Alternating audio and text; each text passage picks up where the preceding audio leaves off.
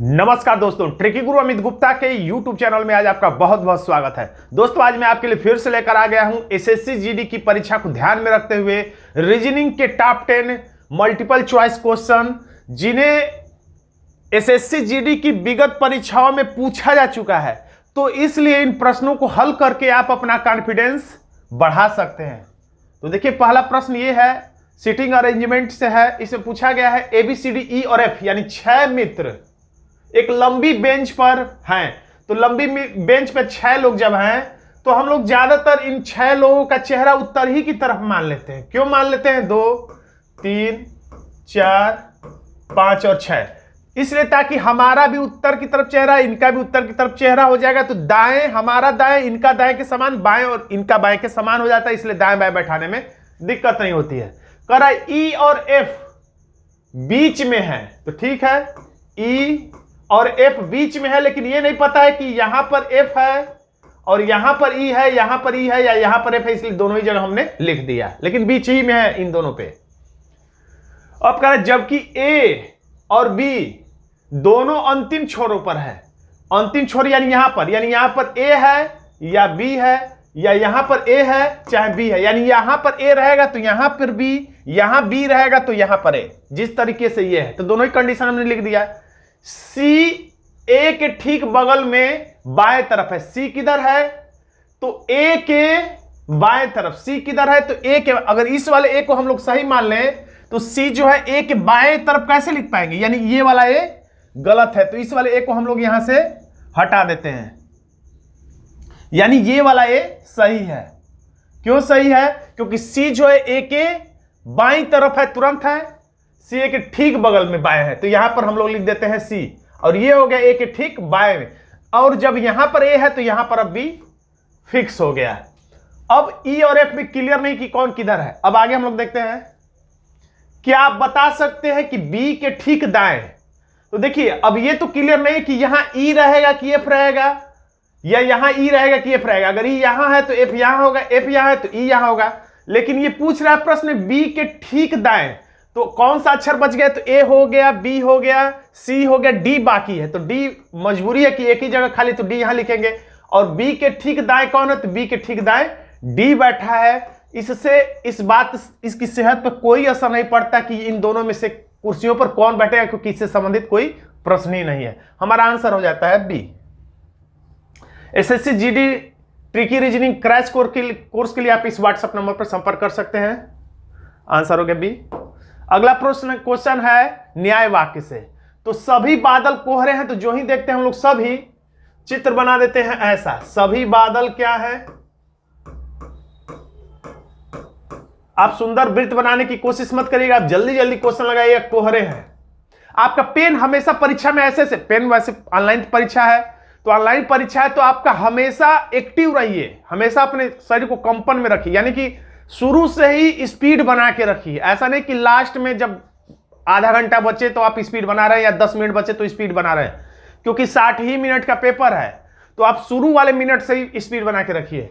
तो सभी बादल कोहरे हैं, सभी कोहरे, तो सभी कोहरे को हम लोग घेर दे रहे हैं किससे? सफेद से।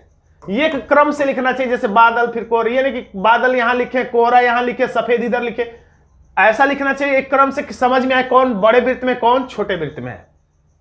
अब प्रश्न इसमें पूछ रहा है कुछ कोहरे बादल है, कुछ कोहरे बादल है, तो बाहर वाले को भीतर वाले की अपेक्षा कुछ ही बोला जाता है, कुछ बोला जा रहा है, इसलिए ये सही है। दूसरा, कुछ कोहरे बादल है, तो कुछ कोहरे बादल है ही, और एक निष्कर्ष कहां गया वाला? ये कुछ सफेद बादल है, कुछ सफेद बादल है, ये भी क्या है? सही है, क्योंकि बाहर वाले बड़े वृत्त को कुछ ही बोला जाता है, इसलिए दोनों ही निष्कर्ष यानी कि सही है। हमारा आंसर हो जाता है विकल्प C, दोनों निष्कर्ष सही। आंसर हो गया C। अब ये कोडिंग डिकोडिंग का प्रश्न है, बहुत ही आसान सा प्रश्न है। तो यहां पर L को लिखा है L, देखिए LOV सब दिखाई दे रहा है अक्षर। जब अक्षर जो प्रश्न में दिया है सारे अक्षर दिखाई दे, बस इधर का उधर हो जाए, यानी स्थानांतर हो जाए, यानी अक्षर या शब्द स्थानांतर वाला प्रश्न है। तो आप चाहे तो अपनी नजरों से ही देख सकते हैं क्या किया है। तो LO है तो OL लिख दिया है, VE है तो ई भी लिख दिया है। तो इतना ज्यादा दिमाग लगाने की जरूरत नहीं, बस दो दो अक्षरों को क्या किया है, पलट दिया है। अगर कोई बहुत ज्यादा परिवर्तन कर देता है तो हम लोग नंबरिंग कर देते, 1 2 3 4, 1 2 3 4 का परिवर्तन किस में होगा, तो एल है, ओ किस नंबर पे है, 2 नंबर पे, एल किस नंबर पे, 1 नंबर पे, भी किस नंबर पे है, 3 नंबर पे, ई किस नंबर पे, 4। यानी कह सकते हैं कि 1 2 3 4 का परिवर्तन कैसे हो गया, तो 2 1 4 3। वैसे ये करने की जरूरत नहीं, जब कठिन परिवर्तन हो तब ऐसा करना है। तो अब 1 2 3 4 के रूप में क्या लिखा, आई आर आई एस। तो फिर 1 2 3 4 का परिवर्तन हो जाएगा इसी रूप में 21 43 के रूप में। तो 2 का मतलब आर, अब क्या लिखना है, 1 1 का मतलब आई, अब लिखना है 4 4 का मतलब क्या हुआ, एस, अब 3 का मतलब क्या हुआ, आई, यानी are I S I, are I S I answer हो गए। वैसे इतना जब आसान प्रश्न है तो आपको ये सब कुछ करने की जरूरत नहीं, ये मैंने बता दिया इसलिए जब थोड़ा ज्यादा घुमावदार स्थानांतरण कर देता है तब के लिए नंबरिंग आप कर सकते हैं। अब ये है तार्किक वेनारेक्स प्रश्न जो कि आपके एसएससी जीडी की परीक्षा में पूछा गया है। स्तनपायी गाय और कौ। तो स्तनपायी क्या है, सभी गाय जो होती हैं वो क्या होती हैं, स्तनपायी होती हैं, और कौवा न तो गाय है न तो स्तनपायी है, इसलिए अलग है, हमारा आंसर हो जाता है बी। लेकिन इसमें सब किसमें क्या होगा ये लिखने की परीक्षा में आपको जरूरत नहीं होगी। आप जो ही प्रश्न आया कर सामने वीडियो को रोक दिया करिए, और वीडियो के डिस्क्रिप्शन में आपको एक लिंक मिलेगा जिसमें 20 रीजनिंग के प्रश्नों का एक लिंक होगा, ऑनलाइन प्रश्न का। आप उस लिंक से क्लिक करके जाकर आंसर दीजिए और देखिए कि आप 20 रीजनिंग के प्रश्नों में 20 सही कर पाते हैं या 18 कर पाते हैं या इससे भी कम, या आप कोशिश आप ये करिएगा कि 20 में आपका 20 सही हो जाए। तो नीचे लिंक है, फ्री लिंक है, आप वहां जाके आराम से ऑनलाइन टेस्ट देकर अपने कॉन्फिडेंस को बढ़ा सकते हैं और प्रैक्टिस कर सकते हैं। एक मॉक टेस्ट है वो। तो देखिए यहां पर है P, तो P है, P के बदले में लिखा है यहां पर N, P के बदले में N लिखा है, तो P से पहले ही N आता है, यानी कि माइनस में है तो माइनस कितना, N से इधर पढ़ लीजिए सहूलियत के लिए, N है तो N को छोड़ के OP यानी -2 है। अब E के बाद G आता है, यानी कि अब क्या है, प्लस में है, तो E के बाद पढ़िए FG यानी +2। अब L से पहले क्या आता है, यानी सहूलियत के लिए इधर से इधर पढ़िए, लेकिन समझते रहिए कि माइनस होगा। K के बाद कितना L आ रहा है, तो K के तुरंत बाद L आ जाएगा यानी -1। अब हम लोग आगे चेक करें तो N है, N से पहले ही L आता है, तो आप इधर से इधर ना चेक कर, जब भी माइनस में रहे आप दाएं से बाएं पढ़ेंगे तो आपको आसान होगा। L के बाद L को छोड़ के MN यानी कि -2। अब IG है तो प्लस में है, HI यानी +2। अब J से पहले क्या आता है, -1, यानी यही प्रक्रिया चल रही। तो आंसर लाने के लिए J में हम लोग क्या करेंगे, सबसे पहले 2 घटाएंगे, तो J आता है 10 नंबर पे, तो 2 घटा देंगे तो 8 नंबर पे आता है H। ये दोनों विकल्प तुरंत कट गए। अब K में से भी 2, K में 2 जोड़ना है, तो K है तो LM HM किसमें, तो इसमें अब आगे विकल्प ढूंढने की जरूरत नहीं, हमारा आंसर है। यहां पे समय है तो हम लोग ढूंढ ले रहे हैं। I में से 1 घटाना था, तो I से पहले क्या आता है, तो H आता है। वैसे ढूंढने की जरूरत नहीं थी, आंसर हमारा पहले मिल चुका है। पूरा आंसर परीक्षा में खोजने की जरूरत नहीं है, समय बचाना जरूरी है। 60 मिनट में 80 प्रश्न करने हैं, यानी एक प्रश्न के लिए 1 मिनट से ही कम समय मिल रहा है। तो जहां समय चुरा सके वहां चुराइए, नहीं तो हो जाएगी दिक्कत। आंसर हो गया A। अब 7 मित्र हैं, फिर से 7 मित्र हैं, कोई दिक्कत नहीं है। OPQRSTU एक पंक्ति में बैठे हैं और फिल्म देख रहे हैं। फिर हम लोग उसी तरह से चेहरा हम लोग मान लेंगे उत्तर की ओर, ताकि दिक्कत हमें ना हो दाएं बाएं बैठाने में। P एक अंतिम छोर पर बैठा हुआ है, अंतिम छोर यानी कि P या तो इधर होगा या तो थोड़ा और दूरी बना दिया जाए, या तो P होगा इधर। खैर अभी दिक्कत नहीं है, P अंतिम छोर पर बैठा हुआ है। अब देखिए P वाली लाइन लिए हम, तो अब ऐसी लाइन पकड़िए सभी लाइनों को छोड़ते हुए जिसमें P शामिल हो। तो जैसे कह रहा है कि QS के ठीक बाएं, तो QS वाली लाइन मत लीजिए, वो लाइन लीजिए जिसमें P शामिल हो। अब इस वाली लाइन को लीजिए क्योंकि इसमें P शामिल है।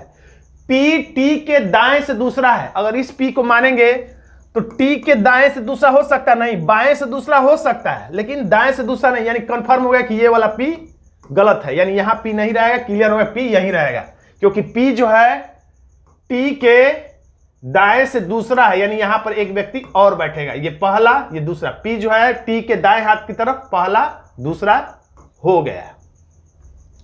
अब पूछ रहा है अब अगर हम लोग ज्यादा दिमाग न लगाएं और यहां पर देख लें कि कौन बिल्कुल दाएं छोर पर बैठा है, तो ये क्लियर हो गया कि पी ही जो है बिल्कुल दाएं छोर पर बैठा हुआ है। यानी पूरा प्रश्न लगाने की जरूरत नहीं, फिर भी हम लोग चलिए लगा लेते हैं पूरा प्रश्न ही।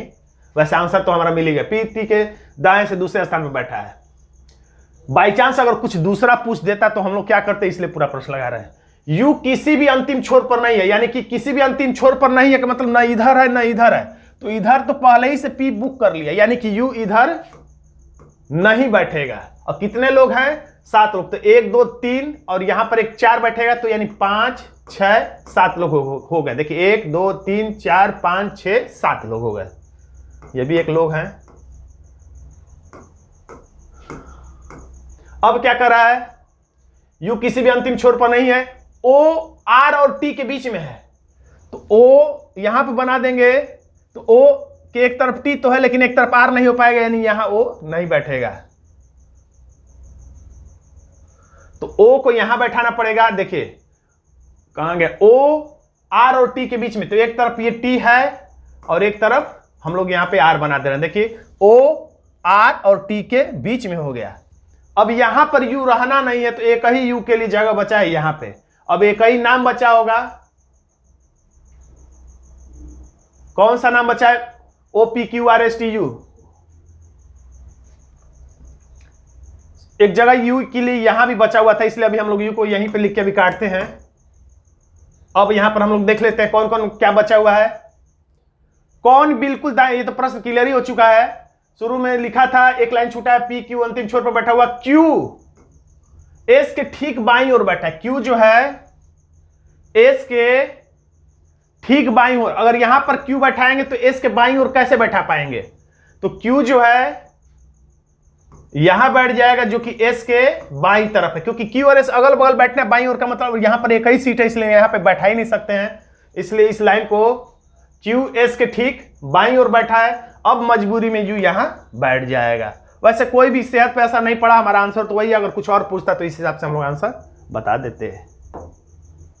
यदि a बराबर 26, देखते ही समझ में आ गया, a तो 1 नंबर पे आता है, यानी कि z 26 पर आता है, यानी से पता चल गया कि विपरीत अक्षर लिख रहा है, a का विपरीत अक्षर z और z का यहां पे अंक लिख दिया 26, तो यानी सबका हमें लग रहा है कि विपरीत अक्षर करना होगा। तो x का विपरीत अक्षर सिटी अक्षर है, सबको विपरीत अक्षर याद होगा, c रेलवे इंडियन यानी I, Ali Jinnah Z, Y तो B, ये सारे विपरीत अक्षर लिख दिए। अब इसे हम लोग जोड़ कर देखते हैं, वैसे जोड़ कर चेक करने की जरूरत नहीं थी, डायरेक्ट आंसर लाना चाहिए था। तो C का मतलब 3, I का मतलब 9, Z का मतलब 26 और B का मतलब 2। 26 2 28, 28 10 38 39 40, यानी 40 सही है। तो वैसे जरूरत नहीं थी, देखते ही समझ जाना था। अब हमें इसके विपरीत अक्षरों का योगफल करके आंसर ला देना है।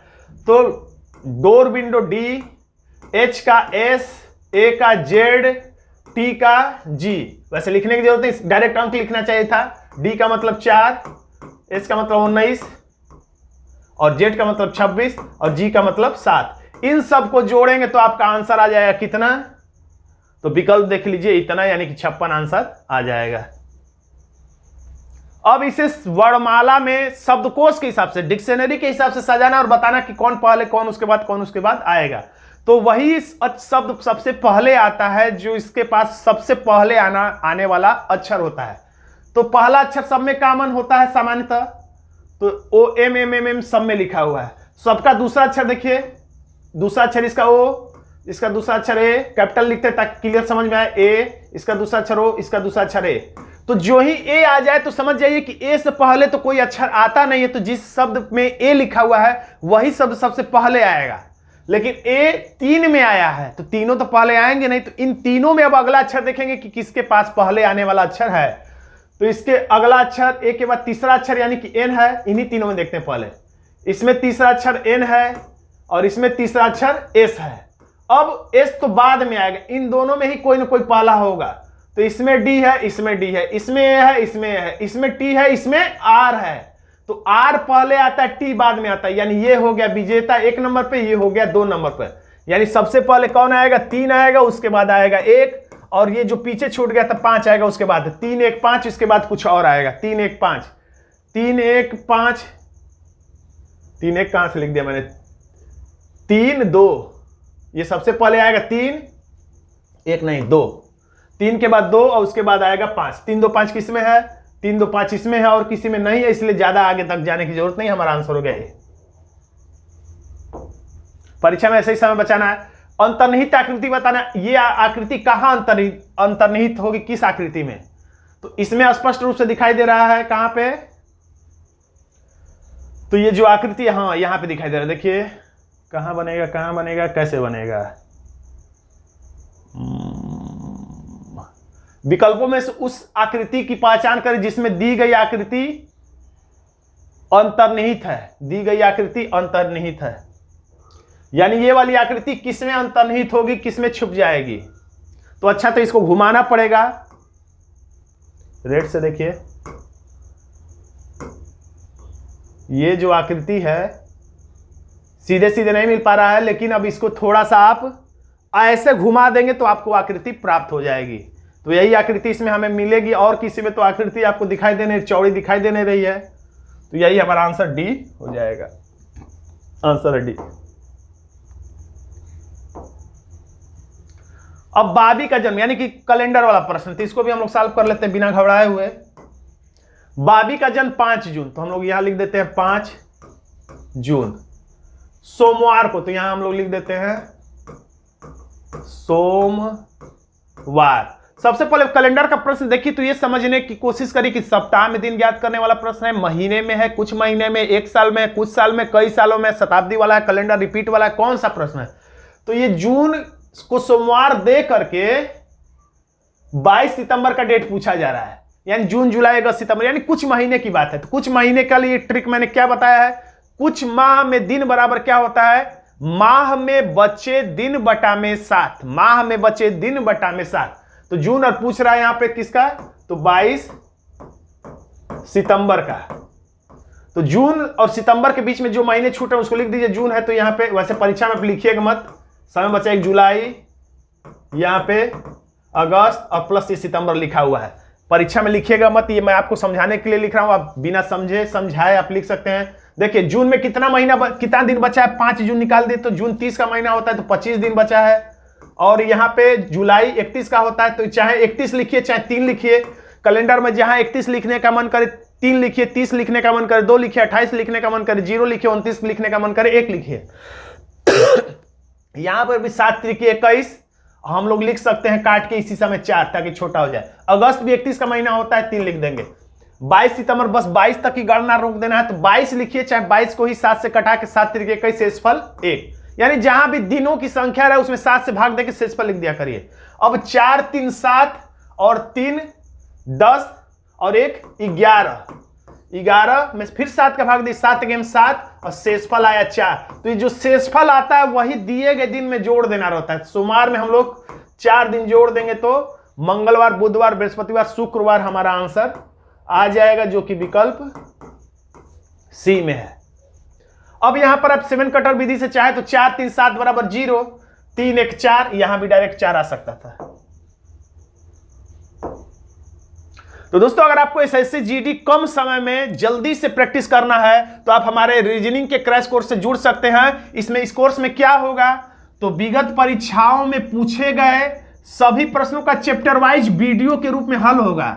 इसका पीडीएफ भी आपको दिया जाएगा और 20 ऑनलाइन मॉक टेस्ट भी दिए जाएंगे, और इसका आपको पीडीएफ दिया जाएगा, और ये सिर्फ और सिर्फ 51 रुपए में आपको दिया जाएगा। चाहे तो आप इस कोर्स को ज्वाइन कर सकते हैं और इस व्हाट्सएप नंबर पर हमसे संपर्क कर सकते हैं। तो दोस्तों आज का छोटा सा वीडियो आपको कैसा लगा कमेंट बॉक्स में जरूर लिखिएगा। वीडियो अच्छा लगा तो वीडियो को लाइक कर दीजिएगा, इसे अपने दोस्तों में शेयर कर दीजिएगा, और चैनल पर नए हैं तभी चैनल को सब्सक्राइब करिए, क्योंकि कुछ लोग सब्सक्राइब किए रहते हैं और मैं जब बोलता हूं सब्सक्राइब कर दीजिए फिर दोबारा सब्सक्राइब कर देते हैं, वो अनसब्सक्राइब हो जाता है।